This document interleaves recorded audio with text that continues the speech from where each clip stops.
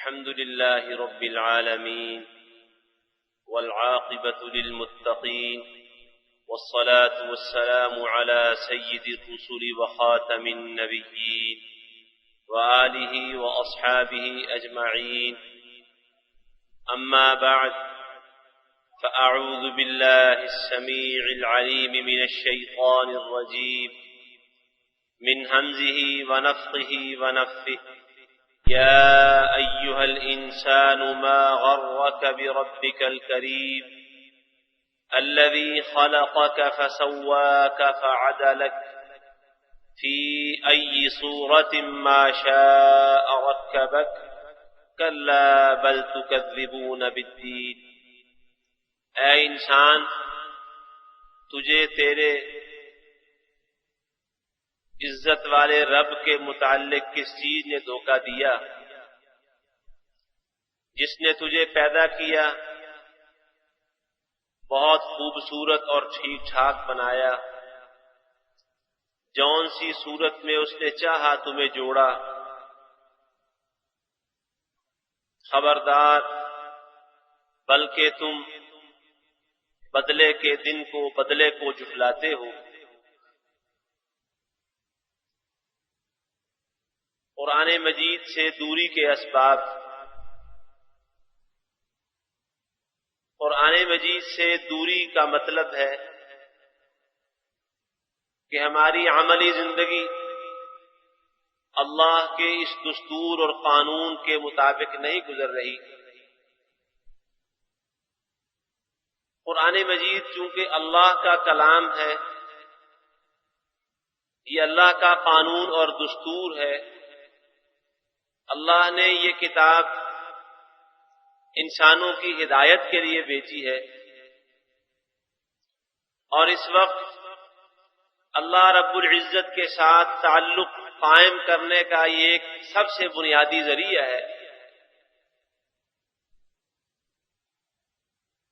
ان آیات میں جو اس وقت میں نے آپ کے سامنے پڑھی ہیں سورہ انفطار کی، اللہ رب العزت نے انسان سے سوال کیا ہے کہ اے انسان، تیرا رب جو بہت کرم کرنے والا، بہت عزتوں والا ہے، جس نے تجھے پیدا کیا، عدم سے وجود بخشا، اور تجھے اتنا خوبصورت بنایا کہ اتنی خوبصورت اور کوئی مخلوق نہیں ہے، تو اس رب کے متعلق تمہیں کس چیز نے دھوکے میں ڈالا ہے؟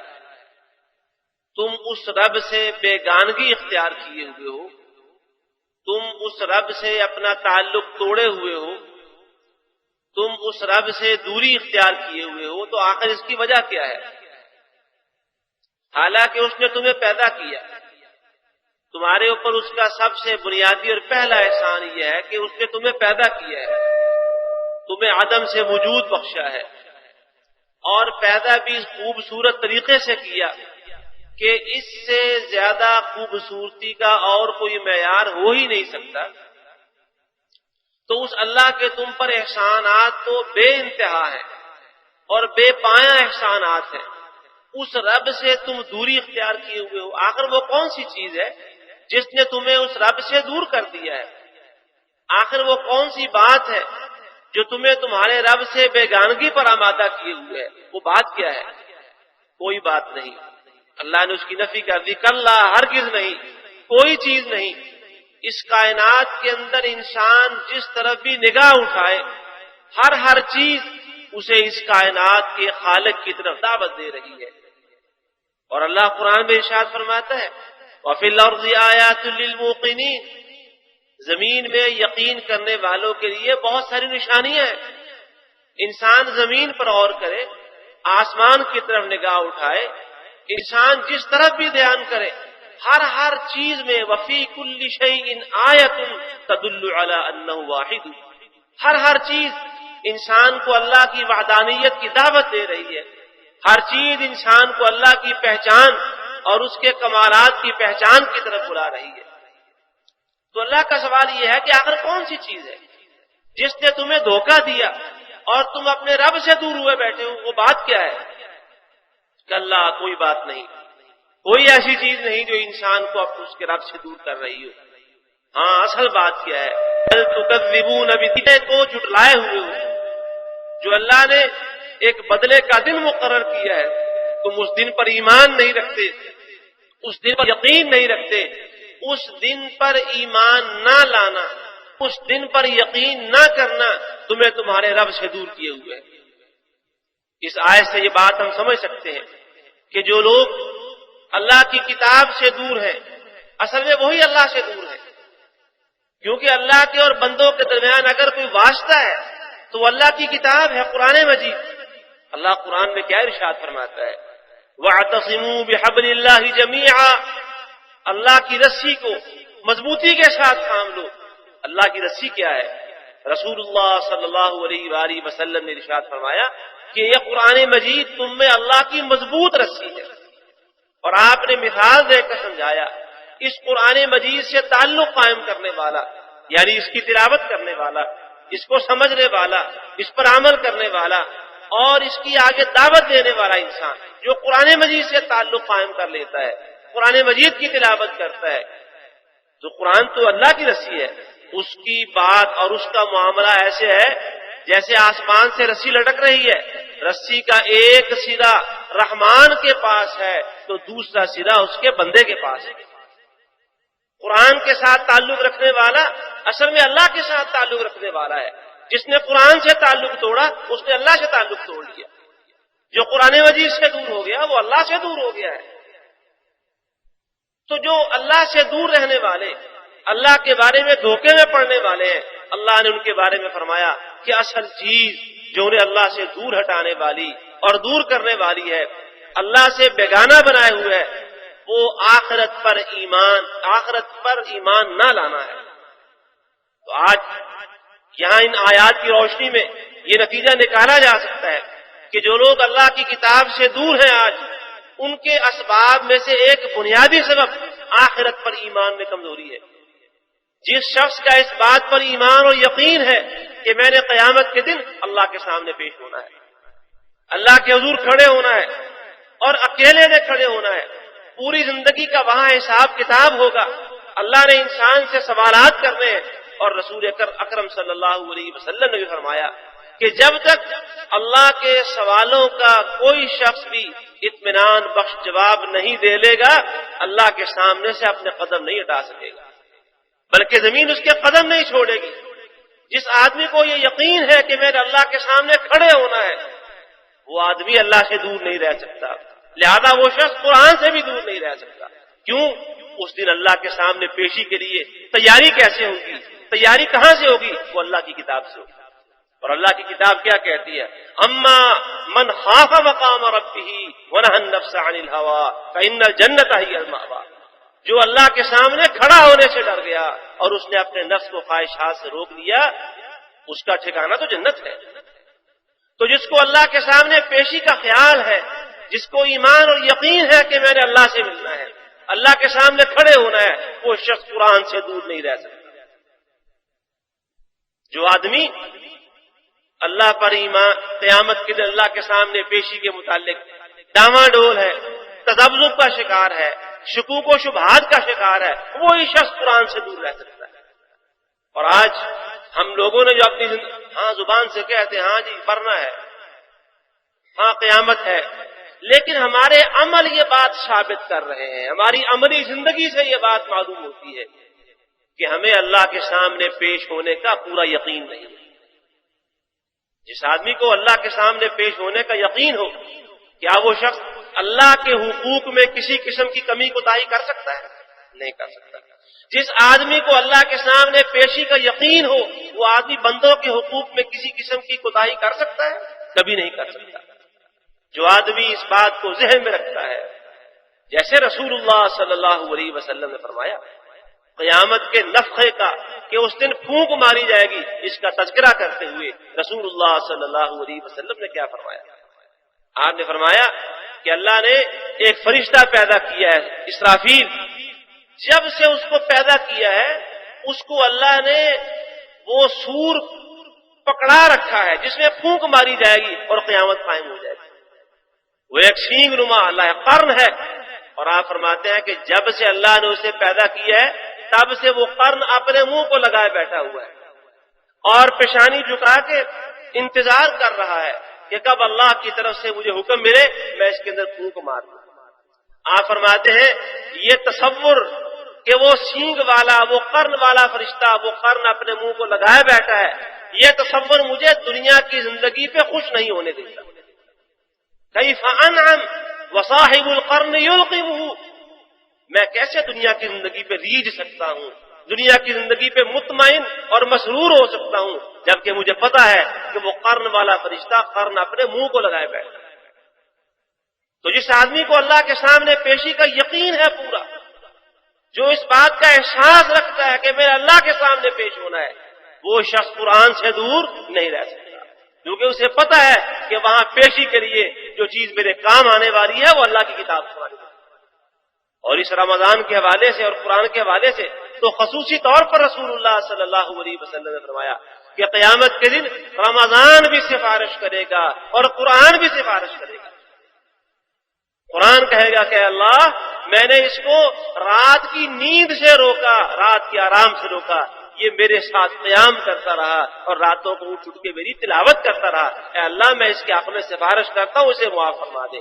اور رسول اللہ صلی اللہ علیہ وسلم فرماتے ہیں کہ قرآن کی سفارش قبول کی جائے گی، اور سب سے زیادہ جس کی سفارش سے لوگوں کو قیامت کے دن معافی ملے گی، جہنم سے نجات ملے گی، رسول اللہ صلی اللہ علیہ وسلم کی شفاعت کے بعد سب سے زیادہ جس کی شفاعت قبول ہوگی وہ قرآن مجید ہوگا۔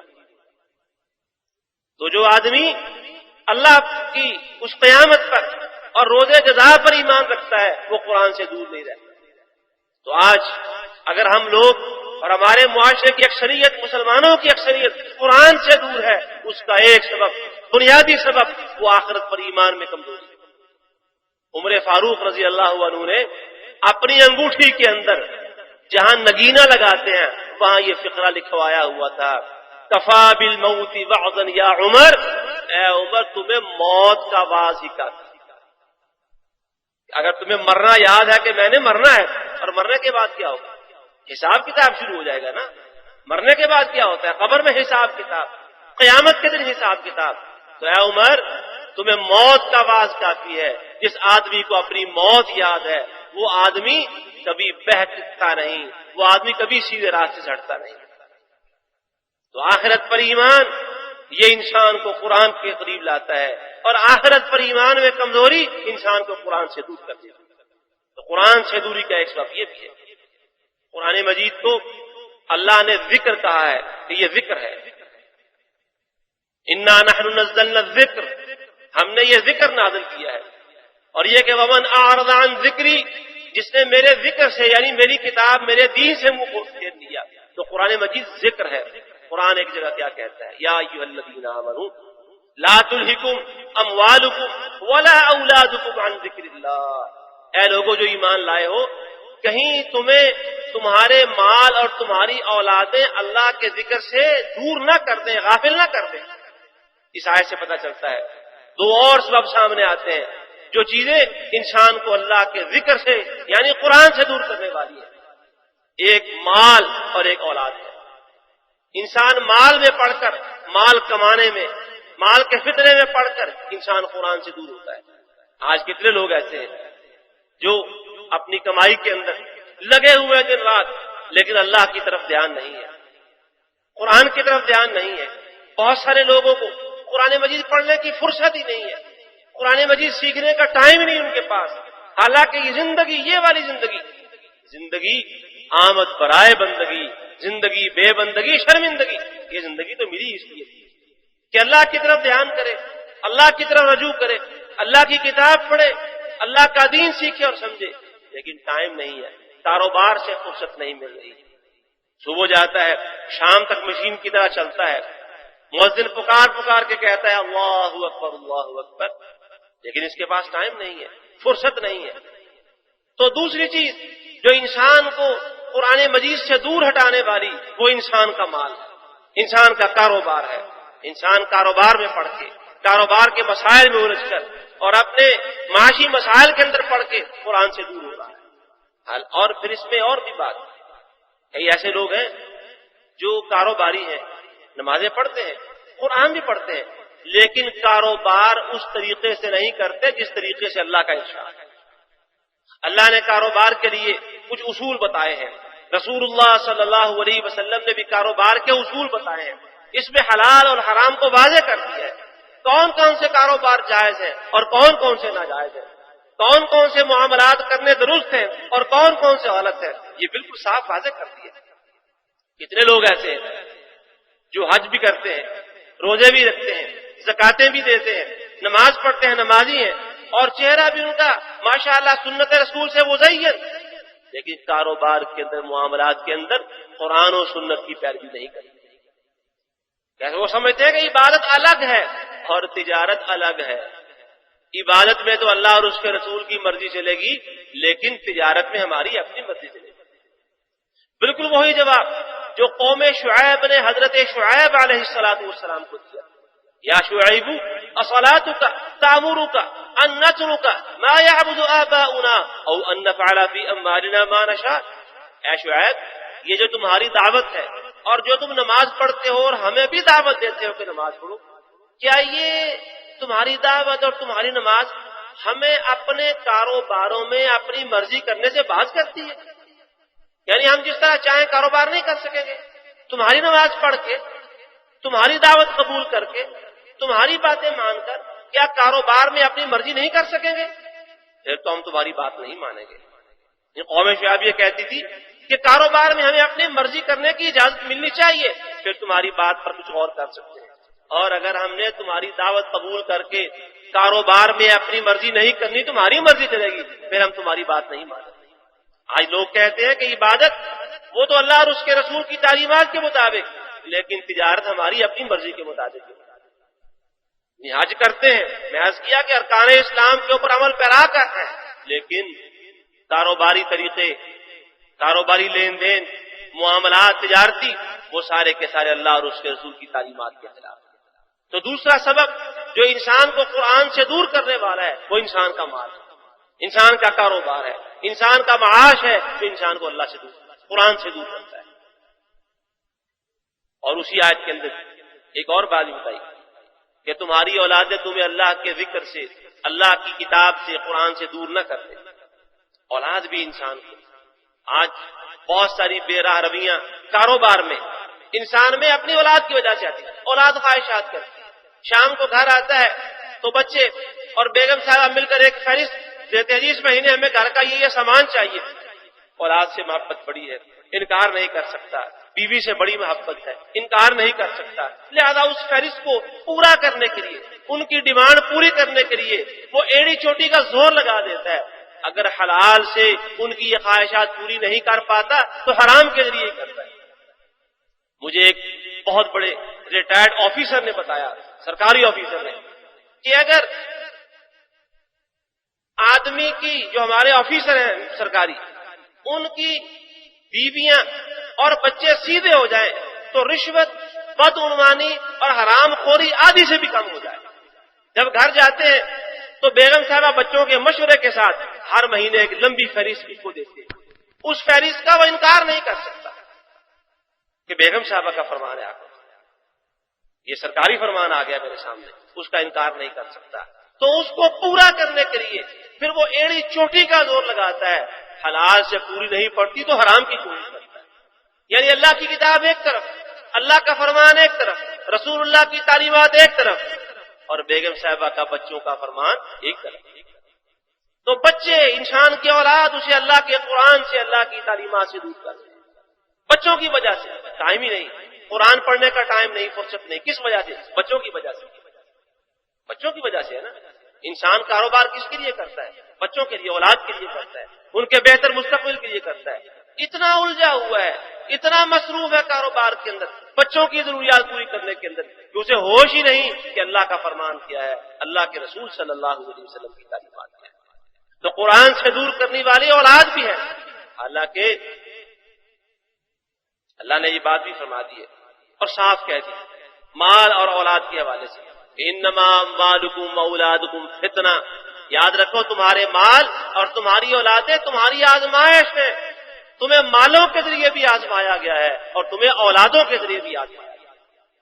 اب جو آدمی مال اور اولاد کی وجہ سے اللہ کے قرآن سے دور ہٹ گیا، اللہ اس کے بارے میں کیا فرماتا ہے؟ وَمَن يَفْعَلْ ذَلِكَ فَأُولَٰئِكَ هُمُ الْخَاسِرُونَ۔ جو آدمی اپنے کاروبار کی وجہ سے اور جو آدمی اپنی اولاد کی وجہ سے اللہ کے ذکر سے، اللہ کی کتاب سے دور ہٹ گیا، یقیناً وہ بڑا گھاٹا پانے والا ہے۔ تو قرآن سے دور کرنے والی ایک اور چیز کیا ہوئی؟ 3 باتیں میں نے بتا دی ہیں۔ سب سے پہلے نمبر پر آخرت پر ایمان میں کمزوری، آخرت پر ایمان میں کمزوری ہے جو قرآن سے دور کر رہی ہے۔ دوسری بات کاروباری معاملات اور مسائل ہے جو انسان کو قرآن سے دور کیے ہوئے ہیں۔ تیسری بات انسان کی اپنی اولاد ہے، جس اولاد کی محبت میں اور اس کی جائز و ناجائز خواہشات پوری کرنے کے لیے قرآن کو ایک دم رکھا ہوا۔ اور آگے بڑھیے، سورہ زخرف کا مطالعہ کرنے سے پتہ چلتا ہے، اللہ رب العزت نے 25ویں سپارے میں سورہ زخرف کے اندر یہ بات بتائی کہ جب محمد الرسول اللہ صلی اللہ علیہ وسلم نے لوگوں کے سامنے اللہ کی یہ کتاب قرآن مجید پیش کی تو وہ کہنے لگے انا وجدنا آباءنا علی امۃ، کہ ہم نے اپنے آباء و اجداد کو ایک خاص ڈھب سے زندگی گزارتے ہوئے دیکھا ہے، ہمارے آباء و اجداد ایک خاص ملت کے پیروکار تھے، یہ جو کتاب تم پیش کر رہے ہو یہ ہمارے آباء و اجداد کے طریقے کے بالکل برعکس ہے۔ تو ہم چونکہ اپنے باپ دادا کے دین کے پیروکار ہیں لہذا ہم تمہاری بات نہیں مان سکتے۔ تو قرآن مجید کو رد کرنے کا سبب ان لوگوں کے ہاں جو مکہ مکرمہ میں اس وقت تھے، وہ کیا بات تھا؟ آباء و اجداد کی پیروی، باپ دادا کے دین کی پیروی، یہ ان کو قرآن سے پیچھے ہٹا رہی ہے۔ اللہ رب العزت نے وہاں یہ فرمایا کہ اے محمد صلی اللہ علیہ وسلم، یہ صرف آپ ہی کی بات نہیں کہ آپ نے اللہ کی کتاب ان کے سامنے پیش کی تو انہوں نے اس کو رد کرنے کے لیے باپ دادا کو سہارا بنایا ہے، بلکہ اس سے پہلے جس کسی قوم کے پاس ہمارا کوئی بھی رسول پہنچا، نمائندہ پہنچا اور اس نے ان کے سامنے ہماری کتاب پیش کی تو ہر قوم نے یہ کہا تھا کہ نہیں، ہم اپنے باپ دادا کا دین نہیں چھوڑ سکتے، یہ تمہاری پیش کی ہوئی کتاب چھوڑ دیں گے۔ اور آج ہم دیکھتے ہیں چونکہ قرآن مجید کی تعلیمات سے لوگ اس قدر ناآشنا اور ناواقف ہیں اور باپ دادا کی بتائی ہوئی باتوں پر اتنے پکے ہیں، اتنے چمٹے ہوئے ہیں۔ سچ بات یہ ہے کہ قرآن مجید کھول کر اس کی آیت کا ترجمہ قرآن مجید سے ہی کسی کے سامنے رکھا جائے، یہ بات تجربے کے اندر ہے، مشاہدے کے اندر ہے کہ لوگ یہ بہانہ کریں گے کہ جی ہمارے خاندان میں، ہمارے باپ دادا میں، ہمارے مذہب میں، ہمارے طور طریقے میں یہ بات نہیں ہے۔ قرآن مجید کی کھلی تعلیمات چھوڑ دیں گے اپنے آباء و اجداد کی تعلیمات کی وجہ سے۔ اور ہیں مسلمان کلمہ گو لوگ ہیں، قرآن ان کے سامنے پیش کیا جاتا ہے، اللہ کی آیت کھول کر رکھ دی جاتی ہے ترجمے کے ساتھ، نہیں مانتے۔ کیوں نہیں مانتے؟ کیونکہ باپ دادا ایسا نہیں کرتے رہے۔ باپ دادا کیوں نہیں کرتے رہے؟ بھی علم نہیں تھا، آپ کو تو علم ہو گیا یہ کہ تو قرآن نہیں جی، ہمارے باپ دادا بھی بڑے دین تھے، ان کی سمجھ بھی بڑی پکی ہوتی ہے۔ تو یہ بات مشاہدے سے معلوم ہو رہی ہے، یہ تجربے کے ساتھ سامنے آ رہی ہے کہ بہت سارے لوگوں کو، معاشرے کے بہت سے افراد کو قرآن مجید سے دور رکھنے والی ایک چیز ہے وہ اپنے آباء و اجداد کی پیروی۔ اگر اللہ کی کتاب کی عظمت اور اللہ کی کتاب کی قدر و قیمت ذہن میں ہوتی تو اللہ کی قسم ساری دنیا کی بات ایک طرف رکھ دیتے، قرآن مجید کی بات کو کبھی نہ ٹھکراتے۔ باپ دادا کی وجہ سے، اور یہ بہت بڑا بت ہے، باپ دادا کی وجہ سے اللہ اور اس کے رسول کی بات نہ مانا۔ باپ دادا کیا ہوتے ہیں؟ قرآن مجید میں اللہ رب العزت نے ایک جگہ پر نہیں بلکہ دسیوں نہیں، بیسیوں، سینکڑوں آیات کے اندر یہ بات فرمائی ہے۔ بہت ساری قومیں اللہ کے نبیوں کی دعوت ٹھکراتی نہیں، باپ دادا کے پیچھے رہتی۔ اور رسول اللہ صلی اللہ علیہ وآلہ وسلم کا اپنا چچا جو آپ سے ویسے فطری طور پر بڑی محبت کرتا تھا، ابو طالب، اس کو جب رسول اللہ صلی اللہ علیہ وسلم نے اس کے مرض الموت میں جب قریب المرگ تھا وہاں آپ پہنچے اور اسے کہا چچا جان آپ ساری عمر مجھ سے محبت کرتے رہے، اب دنیا سے جاتے جاتے میرے کان میں کلمہ پڑھ دیں، میں قیامت کے دن اللہ کے سامنے آپ کی سفارش کرنے کے قابل ہو جاؤں گا کہ اے اللہ میرے چچا نے مرتے مرتے میرے کان میں کلمہ پڑھ دیا، میں اللہ کے سامنے سفارش کر سکوں گا۔ جبکہ اس کے خاندان کے لوگ بھی پاس بیٹھے ہوئے، خاندان برادری، قبیلہ، کنبہ، وہ پاس بیٹھا ہوا تھا. وہ عتبے، شیبے اور ابو جہل وغیرہ سارے پاس تھے. وہ کہنے لگے دیکھو سردار ابو طالب، تمہارے اوپر ہمیں بڑی امیدیں ہیں، تم ہماری امیدوں کا مرکز اور محور ہو. دیکھنا کہیں جاتے جاتے باپ دادا کے دین کو رسوا نہ کر جانا. بس قوم اور خاندان کی بات غالب آ گئی اور وہ مرتے مرتے کہنے لگا کہ میں اپنے دادا عبد المطلب کے، اپنے باپ عبد المطلب کے دین پر مر رہا ہوں. رسول اللہ صلی اللہ علیہ وسلم کی دعوت جو قرآن کی پکار تھی، اس کے انکار کی وجہ کیا بنی؟ باپ دادا کا دین، باپ دادا کا دین.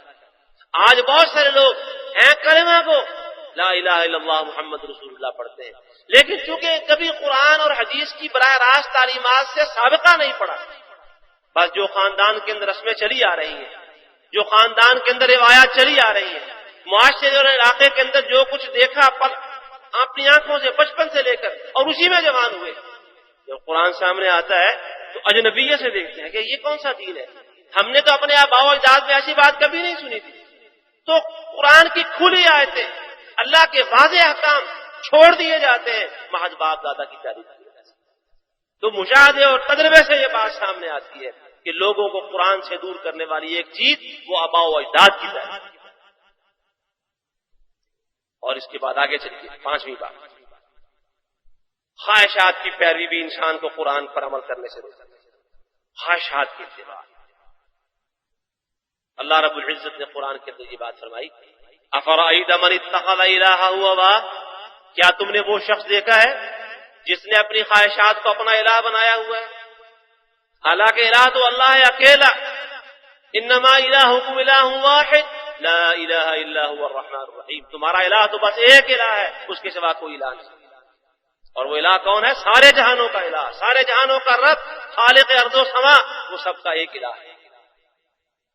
لیکن ایک کچھ شخص ایسے ہیں جنہوں نے خواہشات کو اپنا الہ بنایا ہوا. خواہشات کو الہ بنانے کا مطلب کیا ہے؟ کہ جو ان کے من میں آئے وہ کرتے ہیں. وہ درست ہے یا غیر درست ہے، وہ صحیح ہے یا غلط ہے، سچ ہے یا جھوٹ ہے، اس کی پرواہ کیے بغیر جو ان کے من میں آ جاتا ہے، جو ان کے دل کے اندر سما جاتا ہے، اس کی پیروی کرتے ہیں. آج بہت ساری باتیں لوگ قرآن مجید پر عمل نہیں کر رہے، خواہشات سے عمل کر رہے ہیں. تو خواہشات کی پیروی اور قرآن مجید کے مطابق سب سے بڑھ کر کوئی شخص گمراہ ہے جو اپنے خواہشات کا پیروکار ہوتا ہے. اللہ فرماتا ہے وَمَنْ أَضَلُّ مِمَّنِ اتَّبَعَ هَوَاهُ بِغَيْرِ هُدًى مِّنَ اللَّهِ. جو اللہ کی آنے والی ہدایت کو چھوڑ کر خواہشات کے پیچھے چلتا ہے، اس سے بڑھ کر گمراہ کوئی نہیں ہو سکتا. یہ قرآن مجید کیا ہے؟ یہ اللہ کی ہدایت ہے. فرمایا ذَلِكَ هُدَى اللَّهِ يَهْدِي بِهِ مَن يَشَاءُ. یہ قرآن اللہ کی ہدایت ہے، اللہ نے نازل فرمائی ہے. تو جو آدمی اللہ کی اس ہدایت کو چھوڑ کر خواہشات کے پیچھے چلتا ہے، اس سے بڑا گمراہ کوئی نہیں. اس آیت سے بھی پتہ چلتا ہے کہ جو چیز لوگوں کو اللہ کی ہدایت سے، اللہ کی کتاب قرآن مجید سے روکنے والی ہے، وہ خواہشات ہے. آج خواہشات کو ہم نے اپنا معبود بنایا ہوا ہے. آپ دیکھ لیں شادی بیاہوں کے موقع پر کیا ہوتا ہے، اللہ اور اس کے رسول کی کتنی نافرمانی ہوتی ہے. اور میں یہاں ضمن ایک بات عرض کر دوں، جس طرح نماز عبادت ہے، اس طرح نکاح بھی عبادت ہے، شادی بھی عبادت ہے. میں ذرا بات آگے بڑھانے سے پہلے اس کو واضح کرتا چلوں. اسلام نے جن اجتماعی عبادات کی تعلیم دی ہے ان میں سے ایک نکاح بھی. جس طرح نماز عبادت ہے، نماز اللہ اکبر سے شروع ہوتی ہے اور السلام علیکم ورحمۃ اللہ پر ختم ہوتی ہے. وہ 2 رکعت پڑھ لے، 4 رکعت پڑھ لے، 3 رکعت پڑھ لے یا 1 رکعت پڑھ لے، نماز شروع، حتیٰ کہ نماز جنازہ جس کے اندر رکعات ہی نہیں ہے وہ بھی اللہ اکبر سے شروع ہوتی ہے اور السلام علیکم ورحمۃ اللہ پر ختم ہو جاتی ہے. تو یہ اللہ اکبر سے لے کر السلام علیکم ورحمۃ اللہ تک درمیان میں جتنے کام ہیں وہ سارے کے سارے کس کے حکم کے مطابق کرتے ہیں؟ اللہ اور اس کے رسول صلی اللہ علیہ وسلم کے حکم کے مطابق. رکوع سجدہ ایک خاص ترتیب ہے. اگر کوئی آدمی سجدے پہلے کر لے رکوع سے تو کیا نماز ہو جائے گی؟ نہیں ہوگی.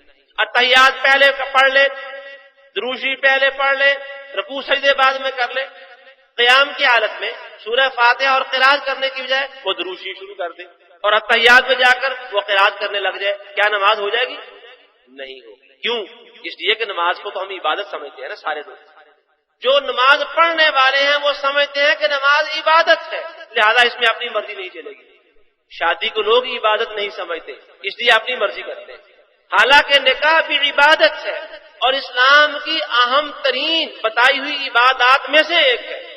لیکن اس نکاح کے موقع پر آپ دیکھ لیں کیا ہوتا ہے۔ کسی ایک بزرگ نے اپنی ایک کتاب میں لکھا ہے، مولانا ابو الحسن علی ندوی کی کتاب، وہ کسی ایک اور عالم سے نقل کرتے ہیں، وہ کہتے ہیں جب ہمارے ہاں شادی آتی ہے گھروں میں تو ہم لوگ ہفتے بھر کے لیے اللہ اور اس کے رسول کو چھٹی پہ بھیج دیتے ہیں۔ جو اچھے بڑے نمازی لوگ ہیں، پرہیزگار لوگ ہیں عام حالات کے اندر، جب گھر میں شادی رچا رہے ہوتے ہیں نمازوں میں تاخیر، بازاروں کے اندر خریداری کرتے ہوئے تاخیر، اور پتہ نہیں کتنے، اور پھر خود شادی جس وقت رچائی جا رہی ہوتی ہے نکاح کے موقع پر، یہ بارات آ رہی ہے، عورتیں ساتھ ہیں، مرد ساتھ ہیں، اختلاط ہے، عورتیں فحاشی اور اڑیانی کا پورا مظاہرہ کر رہی ہیں، مرد بھی ان کے ساتھ ہیں۔ تو یہ ساری چیزیں کس وجہ سے ہو رہی ہیں؟ خواہشات کی وجہ سے۔ کیا یہ ایک وہ وقت تھا کہ مردوں کی نگاہیں شرم سے اٹھتی نہیں تھی اور عورتیں ایسی پردہ نشیں تھیں کہ آسمان بھی ان کے چہرے کو نہیں دیکھ سکتا تھا؟ یہ صورتحال کبھی یہ زمانہ تھا کہ مردوں کی نگاہیں شرم کی وجہ سے اوپر نہیں اٹھتی تھی، عورتوں کی بھی نہیں اٹھتی تھی، اور عورتیں شرم و حیا کی پتلی کہ کبھی ان کے چہرے کو کھلا ہوا کوئی دیکھ سکتا ہی نہیں تھا۔ اور آج صورتحال کیا ہے؟ تو یہ جو بے پردگی شادیوں کے موقع پر اور عام حالات کے اندر عورتیں زرق برق لباس پہن کر اپنے باپ، اپنے بھائی، اپنے بیٹے اور خامد وغیرہ کے گھروں سے باہر نکلتی ہیں، بازاروں کی زینت کرتی ہیں، وہ کس کی وجہ سے؟ یہ اپنے نفس کی پیروی کی وجہ سے، خواہشات کی پیروی سے۔ جی یہ چاہتا ہے خوبصورتی کا مظاہرہ کیا جائے اور اپنی دولت کا اظہار کیا جائے خوب سے خوب طریقے کے ساتھ، حالانکہ یہ ساری باتیں قرآن کے خلاف ہے۔ قرآن کیا کہتا ہے؟ یا ایھا النبی قل لازواجک وبناتک ونساء المؤمنین یدنین علیہن من جلابیبہن، اے پیغمبر صلی اللہ علیہ وسلم اپنی بیویوں سے بھی کہہ دیں اور مسلمانوں کی اپنی بیٹیوں سے بھی کہہ دیں اور عام مسلمانوں کی سب عورتوں سے یہ بات کہہ دیں کہ جب گھروں سے نکلا کریں تو اپنے سروں کے اوپر سے گھونگھٹ لٹکا کر نکلا کریں، یعنی اپنے چہرے چھپا لیں، کوئی اجنبی مرد چہروں کو دیکھ نہ سکے، اس انداز کے ساتھ نکلنا ہے گھروں سے۔ قرآن یہ بات کہتا ہے، وہ شادی ہو یا شادی کے علاوہ کوئی اور موقع ہو، اس طریقے کے ساتھ نکلنا ہے۔ لیکن ہمارے ہاں اس حکم کی خلاف ورزی کیوں ہو رہی ہے؟ خواہشات کی وجہ سے، اپنے نفس کی پیروی کی وجہ سے، اللہ کے اس حکم سے باز رہنے کی وجہ خواہشات کی پیروی ہے۔ اور یہی میں ایک پانچواں سبب آپ کے سامنے عرض کر رہا تھا کہ قرآن سے دوری کا ایک سبب خواہشات کی پیروی ہے۔ آج خواہشات کو اتنا پال لیا ہے، ان کو اتنا بڑا بت بنا لیا ہے۔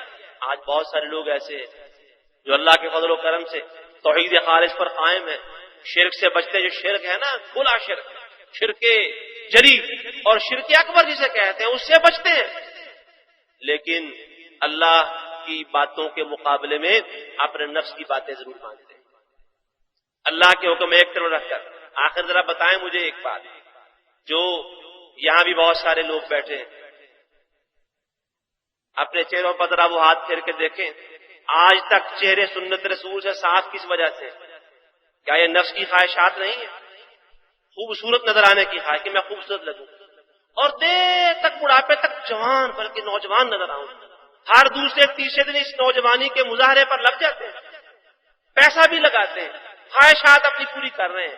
تو یہ عمل رسول اللہ صلی اللہ علیہ وآلہ وسلم کی سنت کی خلاف ورزی کس وجہ سے ہے؟ خواہشات کی وجہ سے، اور کسی وجہ سے۔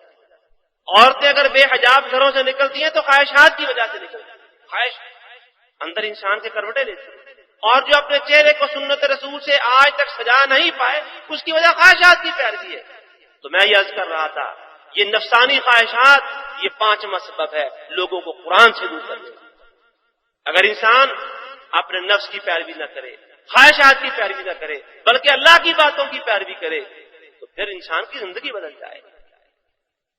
میں ان پانچ باتوں کو پھر آپ کے سامنے دہراتا ہوں اور اپنی بات کو یہاں سمیٹتے ہیں۔ کیوں بات بڑھاتے چلے جائیں تو بہت ساری باتیں نکلتی آئیں گی. اصل بات جو ہمارے اندر کمی ہے وہ عمل کی کمی ہے. اللہ ہمیں وہ کمی دور کرنے کی توفیق عطا فرمائے. صحابہ کرام رضی اللہ تعالی عنہم اجمعین میں یہی خوبی تھی. رسول اللہ صلی اللہ علیہ وسلم سے عمل کے حوالے سے ایک چھوٹی سی بات سنتے تھے تو کہتے تھے کہ اب ساری عمر اس پر پابندی ہوگی. میں ایک مثال دیتا ہوں آپ کے سامنے. حضرت عمر فاروق رضی اللہ تعالی عنہ نے, صحیح مسلم میں حدیث ہے, زمانہ جاہلیت کے مطابق رسول اللہ صلی اللہ علیہ وسلم کی موجودگی میں اپنے باپ کی قسم اٹھائی. اور عرب کے ہاں باپ کی قسم بہت بھاری اور وزنی قسم ہوا کرتی. رسول اللہ صلی اللہ علیہ وسلم نے فرمایا کہ اے عمر, آئندہ تم نے اپنے باپ دادا میں سے کسی کی قسم نہیں اٹھانی. اور آپ نے ایک مسئلہ بتا دیا کہ دیکھو بھائی, جو شخص بھی قسم اٹھانا چاہے وہ صرف اللہ کی قسم اٹھائے, اپنے آباء و اجداد کی قسم تم نے نہیں اٹھانی. عمر رضی اللہ تعالیٰ عنہ کہتے ہیں کہ اس دن سے لے کر آج تک دوبارہ کبھی میں نے اپنے باپ کی قسم نہیں اٹھائی. بات اتنی سی پلے باندھ لی, عمل کریے پلے باندھ لی. تو اگر ہم پلے باندھ لیں کہ یہ 5 باتیں ہیں جو لوگوں کو, اور لوگوں کو کیا کہنا ہے, ہم اپنی بات کریں جو ہمیں قرآن پر عمل کرنے سے دور رکھتی ہیں. 5 باتیں, ان 5 باتوں کو سمجھ کر اگر ہم ان کا ازالہ کرنے کی کوشش شروع کر دیں تو ہم قرآن مجید سے دور رہنے کی بجائے قرآن کے قریب آ جائیں گے. اور جب قرآن کے قریب آئیں گے تو کس کے قریب ہو جائیں گے؟ جی, کس کے قریب ہو جائیں گے؟ اللہ کے قریب ہو جائیں گے. وہ 5 باتیں پھر, سب سے پہلی چیز جو میں نے عرض کی, جو انسان کو قرآن سے دور رکھنے والی ہے, وہ آخرت پر ایمان میں کمزوری ہے. آخرت پر ایمان میں کمزوری ہے. جو آدمی آخرت پر ایمان میں مضبوط ہے وہ دغا نہیں کرے گا, دھوکہ نہیں دے گا, فریب نہیں کرے گا, حقوق کا غصب نہیں کرے گا, مال نہیں لوٹے گا, اور دیگر بڑے بڑے جرائم جو دنیا میں اس وقت ہو رہے ہیں وہ انسان سے نہیں ہوں گے. کب؟ جب آخرت پر ایمان ہوگا. تو آخرت پر ایمان میں کمزوری قرآن سے دور کرنے والی. دوسرے نمبر پر انسان کا مال جو وہ کما رہا ہے اور جسے کما کر جمع کر رہا ہے, بینک بھر رہا ہے, تجوریاں بھر رہا ہے, یہ مال انسان کو اللہ کی کتاب قرآن مجید سے دور رکھنے کا ذریعہ ہے. جب انسان کے پاس مال زیادہ ہوتا ہے, تکبر اور غرور آتا ہے, انسان اپنے مال اور اپنی بڑائی کا اظہار کرنے کے لیے بڑے بڑے غلط کام کرتا ہے. مال زیادہ ہو, وہ قانون کا ذکر قرآن میں ہوا ہے, اس کی بڑائی اور تکبر کی وجہ اس کا اپنا مال تھا, تو یہ مال انسان کو قرآن سے دور کرتا ہے. تیسری چیز انسان کی اولاد ہے جو انسان کو اللہ کی کتاب قرآن مجید سے دور کرتی ہے. اولاد کی محبت, اولاد کے مسائل سے نمٹنے کے لیے, اولاد کی ذمہ داریاں پوری کرنے کے لیے. حالانکہ انسان اگر اللہ کی کتاب کے دائرے کے اندر رہ کر اپنے معاشی مسائل کو حل کرنا چاہے تو ہو سکتے ہیں, اپنے بچوں کی ضروریات پوری کرنی چاہے تو ہو سکتی ہیں, کیونکہ خود اس انسان کا خالق بھی اللہ ہے اور اس کے بچوں کا خالق بھی اللہ ہے. اور اللہ فرماتا ہے, حدیثوں میں ذکر آیا ہے کہ جب بچہ ابھی ماں کے پیٹ میں ہوتا ہے اس کا رزق لکھ دیا جاتا ہے کہ اس کو رزق کتنا ملنا ہے. باپ کوشش کر کے اپنے بچوں کا رزق نہیں بڑھا سکتا, بچوں کا رزق لکھا جا چکا ہے, اس میں کوئی اضافہ نہیں کر سکتا. تو مال اور اولاد یہ دونوں چیزیں انسان کو اللہ کی کتاب قرآن مجید سے دور کرنے والی ہے جب ان کی پیروی کرے گا. اور اس کے بعد چوتھی بات جو میں نے عرض کی تھی وہ خاندان, آباء و اجداد, معاشرہ, معاشرتی رسم و رواج, یہ چیزیں انسان کو اللہ کی کتاب سے دور رکھنے والی ہے. اگر اللہ کی کتاب پڑھی جائے, اس کا مطالعہ کیا جائے, اسے سمجھا جائے تو انسان کے سامنے حقیقت آشکار ہو جائے گی کہ باپ دادا کیا ہیں اور اللہ کا احکام کیا ہے. تو خاندان, برادری, معاشرہ, یہ انسان کو قرآن سے دور کرنے والا ہے. 5ویں اور آخری بات جو میں نے عرض کی آپ کے سامنے وہ یہ ہے کہ انسان کے نفس کی خواہشات انسان کو قرآن سے دور کرنے والی ہے. انسان اپنی خواہشات پر یوں پہرا دیتا ہے اور ان کے ساتھ یوں چمٹ جاتا ہے جیسے اللہ کی عبادت ہوتی ہے. انسان نفس, اور ایک روایت میں آتا ہے, سند اس کی اگرچہ کمزور ہے لیکن اس کے اندر یہ بات ہے کہ سب سے بڑا طاغوت جس کی اللہ کے بعد عبادت ہوتی ہے, اللہ کی عبادت کے بعد سب سے بڑا طاغوت جس کی پوجا کی جاتی ہے وہ انسان کا اپنا نفس.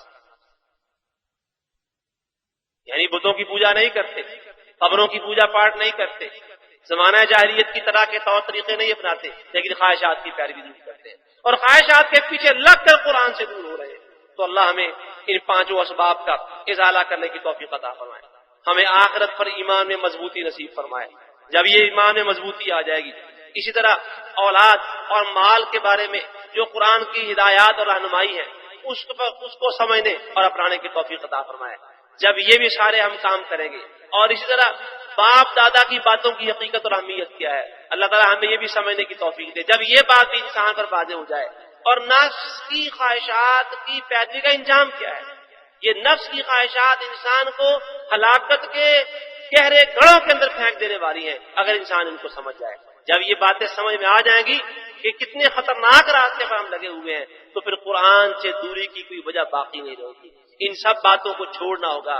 میرے عزیز بھائیوں دوستوں اور معزز خواتین، آخرت پر ایمان پر جائزہ لیں کہ ہمارا آخرت پر ایمان کیسا ہے، اس کا جائزہ لیں اور اس کے پورے اثرات اپنی زندگی پر مرتب کریں۔ اسی طرح کاروبار کے اندر ہم کیا کچھ کر رہے ہیں، کیا گھپلے کر رہے ہیں، اور اولاد کی وجہ سے، اس کی خواہشات کی وجہ سے کیا کیا ڈنڈیاں مار رہے ہیں، اس کا جائزہ لیں۔ ہم میں سے ہر شخص جائزہ لے، جو صاحب اولاد ہے، جو صاحب جائیداد ہے، صاحب مال ہے، وہ جائزہ لے کہ ان میں کیا کرنا ہے۔ خاندان برادری کی بڑی اہمیت ہے، لیکن اللہ کی اہمیت اس سے بھی زیادہ ہے۔ انسان کی خواہشات، وہ کیا کہتے ہیں کہ ہزاروں خواہشیں ایسی کہ ہر خواہش پہ دم نکلے، بہت نکلے میرے ارماں، مگر پھر بھی کم نکلے۔ خواہشیں تو بڑی ہیں، لیکن کون سی خواہشات ہیں جن کی تکمیل ہو سکتی ہے؟ ادھر خواہش کرنے والے حضرت خالد بن ولید رضی اللہ تعالیٰ عنہ وہ کیا کہتے ہیں کہ اگر ایک طرف نئی نویلی دلہن شادی ہو، نئی نویلی دلہن اور اس کے ساتھ تعلق کا پہلا موقع ہو، ایک طرف یہ میرے سامنے رکھ دیا جائے اور دوسری طرف اللہ کے راستے میں جہاد کی دعوت دی جائے، تو میں اللہ کے راستے میں جہاد کو ترجیح دوں گا۔ خواہشات، حالانکہ جس خواہش کا یہاں انہوں نے مقابلہ کیا جہاد سے، وہ جائز راستہ ہے، دلہن ہے، شادی ہوئی ہے، نکاح ہوا ہے، اور دوسری طرف اللہ کے راستے میں جہاد کی بات ہے۔ تو خواہشات کا بھی جائزہ لینا ہے کہ خواہشات کی صورتحال کیا ہے۔ اللہ رب العزت ہمیں ان کمزوریوں کی اصلاح کرنے کی توفیق عطا فرمائے، اور ہم سب کو قرآن سے قربت نصیب فرمائے۔ اور یہ جو اس طرح کے پروگرام، کیونکہ رمضان ہے، یہ قرآن کے نزول کا مہینہ ہے، اس کا مقصد بھی ہے کہ ہم قرآن سے جڑ جائیں، اللہ کے فرمان سے جڑ جائیں، اللہ کے نبی کے فرمان سے جڑ جائیں۔ اس کوشش کو بھی اللہ بار آبر فرمائے، اور اس کا انتظام و انتظام کرنے والوں کی اللہ دنیا بھی آباد کر دے، ان کی آخرت بھی آباد کر دے۔ اللہ ان کی دنیا اور آخرت کی تمام پریشانیاں دور فرما دے۔ آج وہ میرے اور آپ کے لیے پریشان ہیں، اللہ ان کی پریشانیاں دور فرما دے، اور ہمارے لیے انہیں مزید بہتر سے بہتر انتظام کرنے کی توفیق عطا فرمائے۔ اقول قولی هذا واستغفر الله لي ولكم ولسائر المسلمين، واخر دعوانا ان الحمد لله رب العالمين۔